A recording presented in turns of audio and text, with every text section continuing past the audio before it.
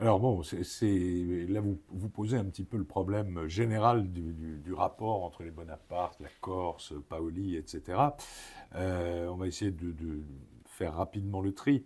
D'abord, Charles Bonaparte, très jeune homme, Laetitia, son épouse, très jeune femme, sont effectivement dans l'entourage de Paoli au moment où celui-ci tente de résister à, on va dire, l'occupation française, puisque Gênes, propriétaire de la Corse, a cédé son exploitation à la France. Donc Paoli regimbe, si l'on veut, il monte une armée et toute cette petite armée est vaincue à la fameuse bataille de Ponte Novo, qui provoque, on va dire, la dislocation de cette petite armée, à la fois composée de Corses, mais aussi de beaucoup de mercenaires venant de l'extérieur. Donc à ce moment-là, va s'offrir euh, un choix à ceux qui ont combattu avec Paoli, on va dire aux élites corses de ce moment-là, c'est soit quitter la Corse, ce qui sera le cas de Paoli et de plusieurs centaines de ses partisans, soit y rester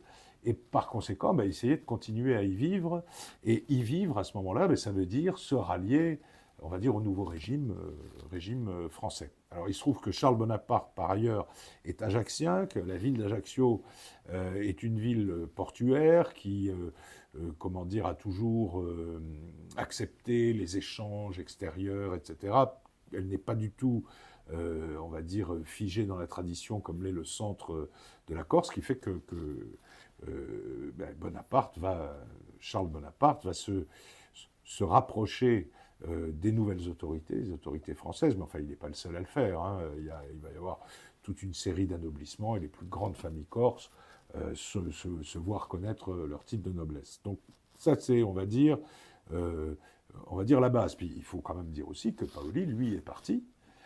Que Paoli, alors après un petit séjour en Italie, est à Londres, où il est, comment dire, choyé par la Grande-Bretagne. Hein. On dit que sa pension était de 20 000 livres, ce qui représentera au début de la Révolution à peu près un tiers des ressources fiscales de la Corse. Donc il avait une assez belle pension.